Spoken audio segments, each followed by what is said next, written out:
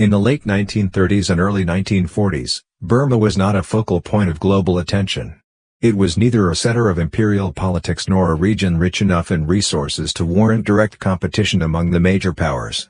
Yet, as World War II accelerated simultaneously in Europe and Asia, this borderland, surrounded by tropical jungles, mountain ranges, and monsoon-fed rivers, gradually shifted from a peripheral location on colonial maps to a critical hub influencing China's resistance against Japan, the British Empire's defensive lines, Japan's southern strategy, and the United States Far East air supply network. Initially, no party foresaw that Burma would become a battlefield rather than merely a route. Ultimately, the control of transportation through this territory would determine the course of the war. To simplify the situation in Asia at the time, China was engaged in a grueling struggle against Japanese invasion. Britain was striving to maintain its vast, increasingly fragile colonial empire. Japan sought to implement its southern advance strategy through military force, seizing resource-rich regions while severing China's connections with the outside world, and although the United States had not yet entered the war fully, it was already involved in Far Eastern affairs through military aid and the dispatch of advisors. Burma's geographical position placed it precisely at the intersection of these four conflicting forces. The situation for China was particularly urgent. Since the outbreak of full-scale war in 1937, China's coastal ports had gradually fallen under Japanese blockade or occupation, Pacific shipping routes were cut off, and the railway system had suffered repeated bombing.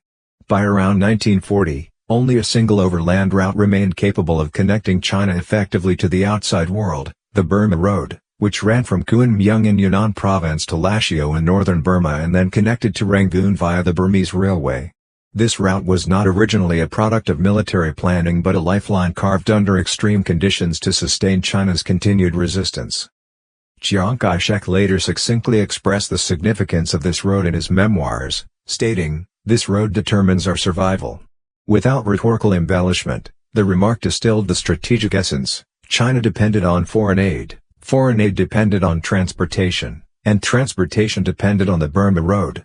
Thus, should Japan capture Burma, China's resistance would lose not only its material supply but also its practical foothold in international politics. Britain's interest in Burma was framed differently. Its concern was not to defend Burma itself, but to preserve the integrity of the colonial chain stretching through Malaya, India, and the Middle East. On Britain's strategic map, Singapore had long been regarded as an unsinkable fortress of the East, yet military preparations and intelligence assessments were significantly lagging. When Japan advanced through Malaya at a pace far exceeding British expectations, ultimately threatening the core defenses of Singapore, the British government finally recognized that the problem extended beyond an isolated island or colony. The entire Indian Ocean defensive perimeter was being forced to retreat. As a result, Burma shifted from a peripheral dependency to a forward buffer in strategic planning. The Imperial Japanese Army General Staff's assessment of Burma was more straightforward. Following the 1939 defeat at the battles of Kalki and Gol and the subsequent recognition that a northern advance was infeasible, the southern route emerged as the only strategic option. To control the resource-rich regions of the Dutch East Indies, Japan had to secure its transportation and supply lines. To compel China's defeat, it had to sever the Burma Road. Japan's approach to Burma was therefore neither colonial in the traditional sense nor defensive, it was an occupation with clear tactical objectives and strategic value.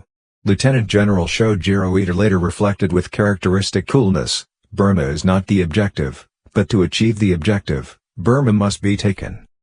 The United States' involvement in Burma during the early stages of the war was not publicly acknowledged. Prior to 1941, the U.S. remained in a phase of diplomatic caution and military observation. However, as the conflict in China persisted, U.S. policymakers concluded that a Chinese collapse would grant Japan strategic initiative over all of East Asia, compelling America to pay a far higher price in the future. Consequently, the U.S. military advisory group in China began considering contingency transportation plans. It was during this period that the concept of air supply was first proposed. Though few believed at the time that aircraft could traverse the extreme wind currents between the Himalayas and the Hangduan Mountains, this idea later became a reality after the Burma Road was cut off, eventually materializing as the famed hump airlift. Even before these forces clashed on the battlefield, Burma had already been politically drawn into the broader trajectory of the war. Britain began reinforcing the defences of Rangoon and key northern positions, though the scale of deployment remained limited. China dispatched military representatives to Burma with the expectation of coordinating with British forces if necessary. Japan sent intelligence operatives, posing as merchants, advisors, or even Buddhist emissaries, to key towns along the route, establishing clandestine contacts with Burmese nationalist organizations. The local social structure in Burma was ill-prepared for the coming war. The territory lacked both a unified national identity and a standing army. Under the British colonial system, Burma's economy heavily relied on Indian labor and British administrators, while the majority of the Burmese population remained outside the administrative framework. Indigenous nationalist groups and student organizations harbored deep-seated resentment toward long-standing British rule, a sentiment Japan would later exploit when presenting itself as the liberator of Asia. Historical records indicate that, before the outbreak of hostilities, Japanese networks in Burma had already established multiple covert layers, including potential collaborators, intelligence informants, and local actors hoping to leverage the war to end colonial domination. Diplomacy, transportation, supply chains, nationalist politics, and imperial strategy increasingly converged on Burma as if forming an invisible front line. With the Japanese attack on Pearl Harbor in December 1941, the tempo of the war suddenly accelerated. Japan launched a coordinated strike against Allied positions throughout the Pacific, and the Malayan campaign quickly collapsed. The fall of Singapore not only shocked the British government but also shattered the psychological integrity of the Southeast Asian defensive line. Britain was forced to hastily shift its strategic focus northward, and Burma's status was elevated from a peripheral colony to a danger zone from headquarters perspective. When these structural forces converged along the Burmese frontier, the war was no longer a question of if but of when. By early 1942, the first elite units of the Japanese 15th Army, having completed operations in Malaya and undergone tactical adjustments, began assembling near the Thailand-Burma border. At the same time, Britain formally requested Chinese assistance, sending a telegram asking for the deployment of troops to assist in defending the Burma Road and the Lashio railway hub. After weighing short-term losses against long-term strategic significance, Chiang Kai-shek approved the formation of the Chinese Expeditionary Force. Command was placed under General Wei Li Huang, with several division-level units led by Generals Du Yuming and Sun Li-jen entering Burma. Thus, the Burmese front was established. Neither side had yet engaged in combat, yet the war was already advancing irreversibly. As the Chinese Expeditionary Force crossed the China-Burma border and entered foreign territory, many of the soldiers had yet to realize that they were stepping into a war that would last 3 years, where the environment would be as deadly as the enemy. In official orders, the operation was described as limited military cooperation to support Allied forces and defend transportation lines, a phrase clearly framed in strategic diplomatic language rather than a candid assessment of the situation. The Expeditionary Force's entry into Burma was not rapid, it proceeded in stages, due both to the difficult road conditions and the fact that the British had not fully prepared a logistics system for a large-scale transnational army movement. Although the route from China into Burma was passable, it offered only a few rudimentary supply depots and mule transport points, and a fully operational military logistics network had yet to be established. Many soldiers, upon reaching assembly points near Mandalay, were already showing signs of fatigue due to long marches, the heavy loads they carried, and the oppressive heat and humidity of the jungle. For officers and soldiers accustomed to the northern China theater, Burma presented a wholly alien environment: extreme heat, high humidity, dense rainforest terrain, and an ecosystem largely isolated from human habitation. British liaison officers, upon first encountering the organization and scale of the Chinese forces, exhibited mixed reactions. Some British officers hoped that Chinese participation could help stem the Japanese advance, while others questioned the Expeditionary Force's modern equipment, training rigor, and its ability to conduct high-intensity mobile operations. These doubts would later manifest as communication and command frictions during joint operations. Historical records note that upon reaching Lashio, the Chinese military delegation convened an internal coordination meeting. General Wei Li Huang voiced concerns about British deployments, noting that troop strength in northern Burma was weak, and that railways, bridges, and defensive fortifications were inadequately prepared. He argued that a rapid Japanese thrust from Thailand could overwhelm British forces, leaving the Mandalay-Rangoon corridor vulnerable. General Du Yiming agreed, warning that without a clear unified command, Japanese forces could breach British defenses in a short time, isolating the Chinese Expeditionary Force. At the same time, the British faced mounting pressures of their own. Telegrams from colonial administration offices indicated that the defense of Rangoon was deteriorating, social order was beginning to erode, and some Indian merchants and port workers were planning to evacuate. The British Governor's office concluded that defensive positions had to be established quickly, or Rangoon would be unable to maintain civil administration or military supply. Consequently, General Alexander, the British commander, decided to concentrate forces at southern transportation nodes, hoping to delay Japanese advances and buy time for the Allies to adjust. Japanese operations, however, proceeded far faster than Allied estimates. Under the command of Lieutenant General Shojiro Ida, the Japanese 15th Army advanced from Thailand with highly coordinated land-air combined operations. Drawing on experience gained in the Malaya and Singapore campaigns, they adopted light, mobile formations, executed rapid penetrations, and segmented enemy transportation lines. Simultaneously, the Japanese Air Force carried out concentrated bombing of Rangoon and the railway transport zones, targeting warehouses, railway hubs, stations, and communication facilities rather than aiming to destroy the city itself. By late January 1942, Japanese forces had reached the outskirts of Rangoon, exposing weaknesses in British troop strength, firepower, and tactical preparedness. The most critical problem was not merely insufficient combat power but the potential severing of retreat and supply routes. Continued resistance risked leaving the entire British garrison in Burma trapped. Strategic disagreements emerged within the British High Command. Some advocated holding Rangoon and using urban structures for defensive street fighting to delay the Japanese, while others argued for a planned withdrawal, moving main forces northward to link up with Chinese units. Ultimately, the Rangoon defensive line could not be held. Japanese assault units breached the outer defenses, and British civil and military personnel evacuated the city at night via rail and road. Civilian areas descended into chaos, warehouses were burned, and the port transport system was abandoned. The fall of Rangoon represented not only a military defeat but a strategic rupture. The Burma Road lost its seaward terminus, temporarily severing China's access to overseas supply. When news of Rangoon's fall reached Mandalay, Chinese and British commanders realized that the campaign in Burma had shifted from a planned defensive engagement to a race of mobile operations and time-sensitive maneuvers. Failure to deploy before Japanese forces reached the northern plains would leave Allied forces increasingly isolated, unsupported, and vulnerable to sequential encirclement. At this time, Japanese troops continued their northward advance.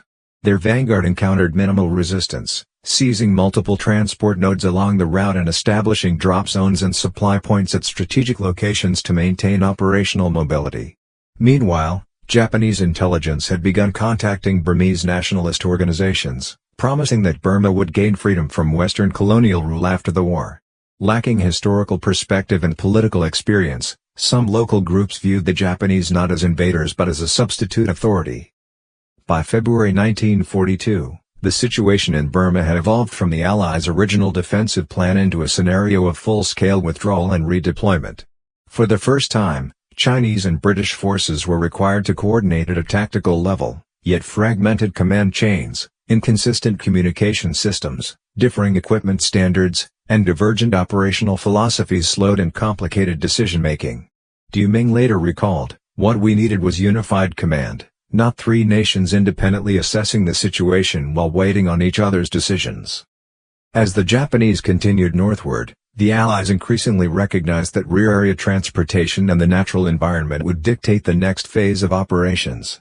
Battles would not be fought primarily with tanks, aircraft, or entrenched artillery, as in Europe or North Africa, but would be determined by jungle conditions, disease, logistics, and distance. The fall of Rangoon was merely the beginning of the Burma Jungle Campaign. With the fall of Rangoon, the entire Allied operational system was forced into retreat, and much of Burma's railways, roads, and communications infrastructure had already fallen under Japanese control. During the withdrawal, the British implemented scorched earth measures, including the destruction of railway bridges, demolition of rail transfer points, and the burning of granaries and fuel depots to slow the Japanese advance. However, these actions also disrupted the operational tempo of the Chinese Expeditionary Force, which continued to advance northward without clearly secured rear area supply lines. By mid-February, Mandalay in northern Burma became the temporary military and administrative center for the Allies. Du Ming led the first elements of the Expeditionary Force in establishing provisional defensive positions, while British and Indian troops coordinated with Chinese units to allocate forces across the theater. Although Mandalay offered river transport routes and some urban fortifications, it was far from ideal for urban combat or long-term defense.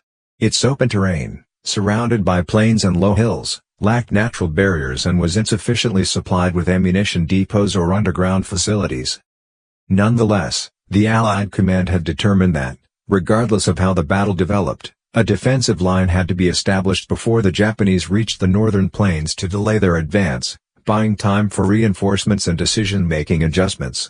In the north, Chinese forces were attempting to repair the northern section of the Burma Road and to establish a more systematic transport network for pack animals and vehicles, though frontline troops remained unaware whether these rear-area efforts would successfully restore supply capabilities in time.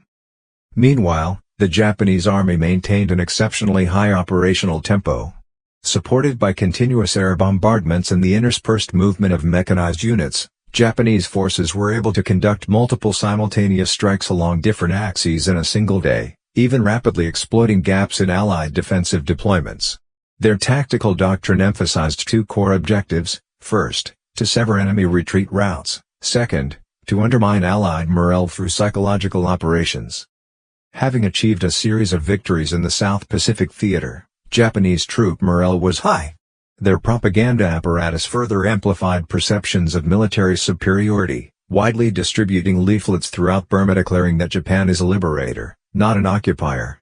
While this propaganda was not universally accepted by local populations, it sowed uncertainty among certain segments of society, and the authority of the British colonial government was visibly weakened.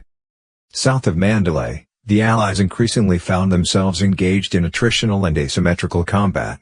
The Chinese Expeditionary Force relied primarily on infantry formations, while the limited British armored vehicles and artillery were deployed only in supporting roles. During a pre-battle briefing, Du Ming emphasized that the Expeditionary Force lacked air cover, and ongoing Japanese reconnaissance and air raids made it extremely difficult to maintain any tightly organized defensive positions.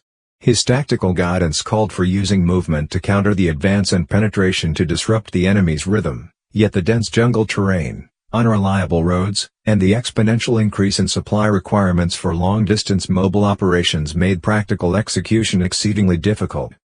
Amid the simultaneous deployment and withdrawal of Allied forces, a little-known yet significant event occurred: a serious dispute over command authority erupted between British and Chinese forces.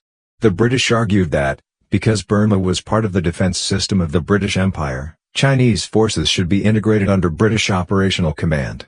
The Chinese, however, insisted that their mission was to defend the Burma Road and that they were not subordinate to British forces.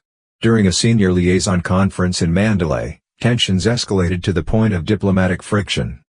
Eventually, a fragile compromise was reached. A liaison system was established for tactical operations, but strategic command in the theater remained neither fully British nor fully Chinese, instead operating under a dual reporting structure.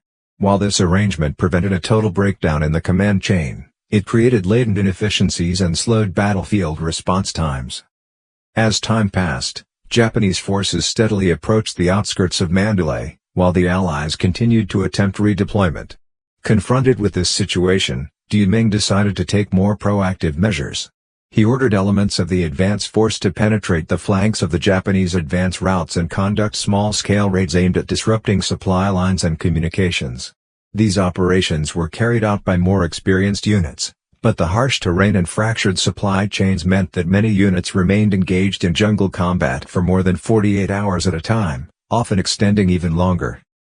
During the preparations for the Battle of Mandalay, intelligence reached the Expeditionary Force's senior leadership. The British were considering a full withdrawal toward India, and the Chinese command needed to assess whether to continue combat operations in Burma or to commence a strategic retreat. This news drastically altered the atmosphere across the theater.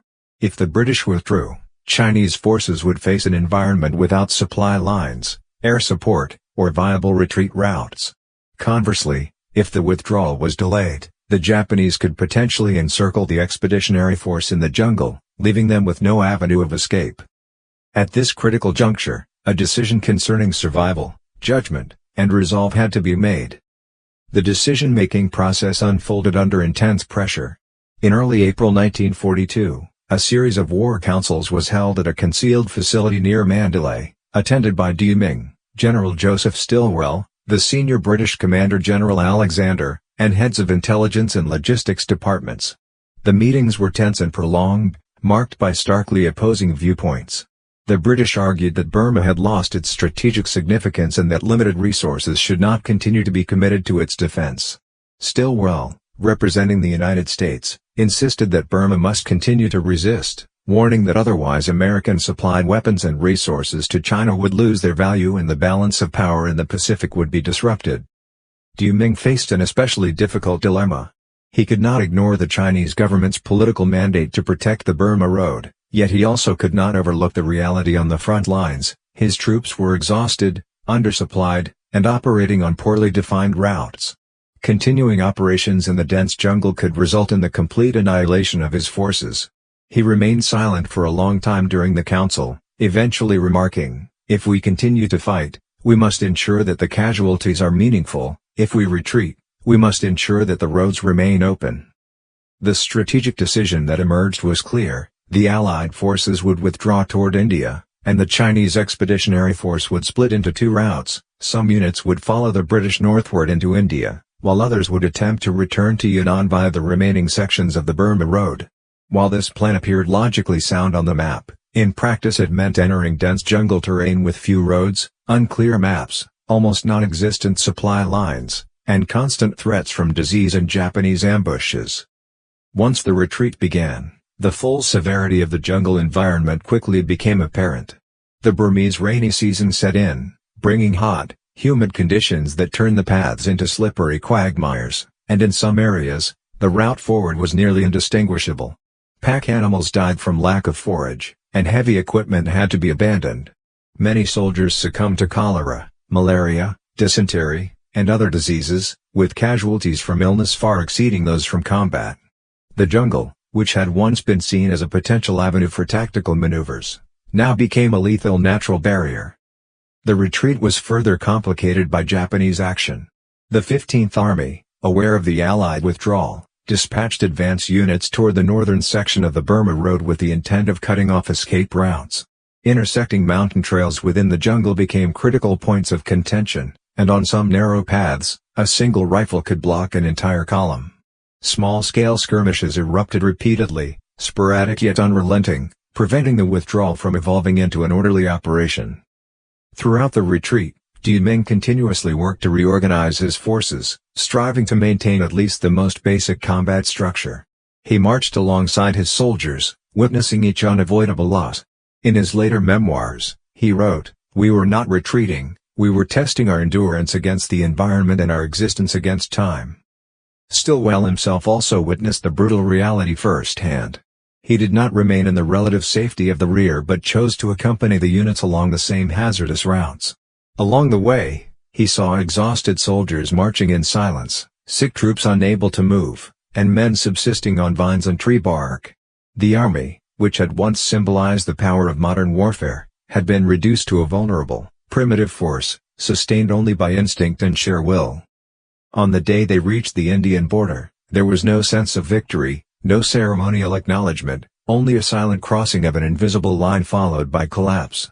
Soldiers' clothing was torn, skin battered, eyes hollow with fatigue, many had lost the ability to speak and could only breathe mechanically.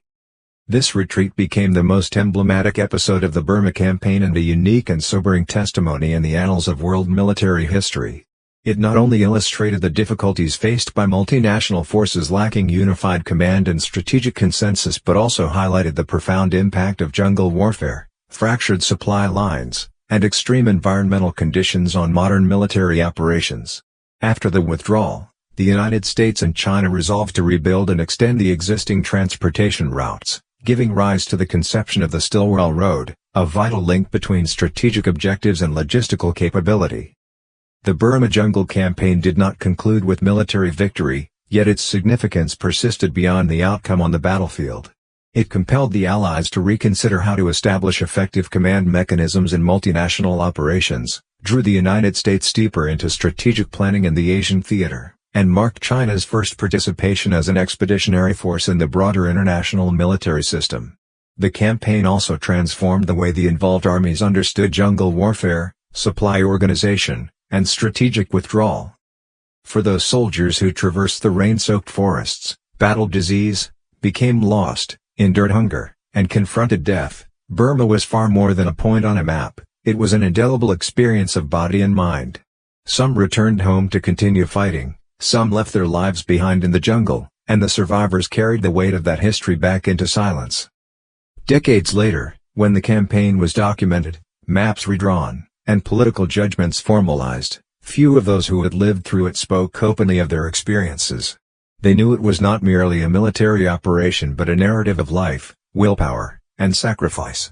The Burmese battlefields became a site of remembrance, and the Stillwell Road became a symbol, a reminder that the outcomes of war are not determined solely by individual battles, but by countless seemingly minor actions and decisions capable of altering the course of history.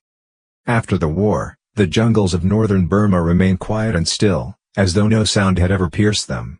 Yet for those who had marched through the rains, fallen along the muddy paths, and endured the oppressive, damp air, the land would never be silent.